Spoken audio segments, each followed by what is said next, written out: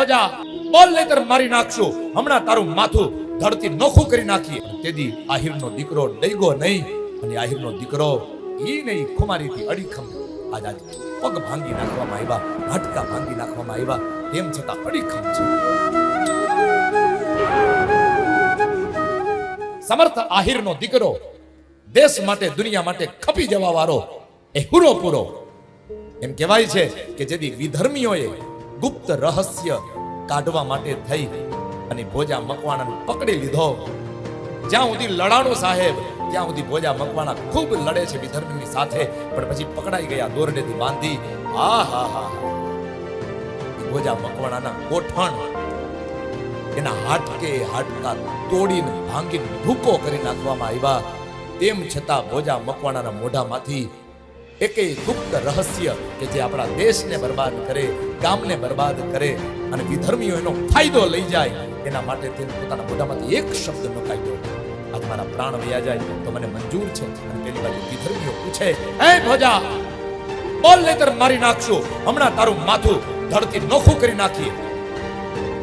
તેથી આહિરનો દીકરો ડૈગો નહીં, અને આહિરનો દીકરો ઈ નહીં ખુમારીથી અડીખમ આજ પગ ભાંગી નાખવામાં આવ્યા, હાડકા ભાંગી નાખવામાં આવ્યા, તેમ છતાં અડીખમ છે. સમાચાર મળ્યા છે ભોજા મકવાણાની માતાને કે તમારા દીકરાના ગોઠણ એના હાડકા ભાંગી નાખવામાં આવ્યા છે અને વિધર્મીના હાથમાં આવી ગયો છે, અને કેમે કરીને પોતાનું ગુપ્ત રહસ્ય છે એ ખોલતો નથી, કારણ કે દેશને દુનિયાને નુકસાન થાય. અને માં હવે તમે જેને સમજાવો, નહીતર ઓલા એને મારી નાખશે. અને તેદી ઈ ગરઢી આહિરણ, ઈ માં, ઈ માતૃશક્તિ, ઈ જોગ માયા હાથમાં લાકડી લઈ અને ટકાક કરતી જાય છે ભોજા મકવાણાની પાસે. દૂરથી ભોજો મકવાણો નજર કરે, માંડ ઝીણી આંખો કરીને જોવે પોતાની માં દેખાણી, અને મનમાં વિચાર કરે ભોજો મકવાણો, અરે આ મારી માં અહીંયા શું કામ આવતી હશે?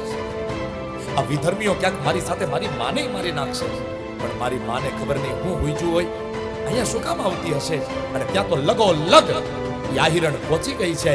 પહોંચીને પોતાનો દીકરો જ્યાં ઊભો હતો વિધર્મીઓ આજ જોઈ રહ્યા છે. વિધર્મીઓ કહે છે, હે આહિરણ, આ તારા દીકરાને સમજાવ, નહીતર હમણાં ને હમણાં મોતને ઘાટ ઉતારી દેશું. હો સમજાવે ને. આહિરણ પોતાના દીકરાની પાસે જાય છે, ભોજા મકવાણાની પાસે. વિધર્મીઓને એમ થયું કે સમજાવવા જાય છે, પણ નહીં. એ આહિરણ ખુમારીથી ભરેલી હતી, એ જોગમાયા, એ પોતાનો દીકરાનું જે લોહી વહી રહ્યું હતું, કારણ કે હાડકા ભાંગી નાખ્યા હતા, લોહીની નદી ભરાણી હતી, એ લોહી જે વહી રહ્યું હતું, આજ એ ભોજા મકવાણાની માં એ લોહીને સૂંઘવા લાગી. વિધર્મીઓ જોવે આ શું કરે છે, પૂછ્યું, આહિરણ આ તું શું કરે છે? તારો દીકરો કે મરવાની અણી ઉપર છે અને તું એનું લોહી સૂંઘે છે, શું કારણ? અને તેદી એ ભારત વર્ષનું ગૌરવ એવી આહિરણ, એ માતૃશક્તિ જોગમાયા, એ ભોજા મકવાણાની માં એમ કહે છે કે હું આ લોહીને એટલા માટે ઊંઘું છું, આ મારા દીકરાનું લોહી છે એમાં હું એટલા માટે ઊંઘું છું કે મને આ લોહીમાં આજે પણ મારું જે ધાવણ મેં મારા દીકરાને પીવડાવ્યું છે એ ધાવણની ગંધ આવે છે કે નહીં એ જોઉં છું. વિધર્મીઓ કહે છે, તો આવે છે ગંધ તારા ધાવણની? એની માં કહે છે કે હા, મારા ધાવણની સુગંધ આજે પણ આ લોહીમાંથી આવે છે. તો કહેવા શું માંગે છે? અને તેથી આહિરણ કહે છે, જ્યાં સુધી મારા લોહી, આના લોહીની અંદર મારું ધાવણ છે એ ગંધાય છે ને, ત્યાં સુધી આશા મૂકી દેજો વિધર્મીઓ કે મારો દીકરો એક શબ્દ પણ મોઢામાંથી બોલશે.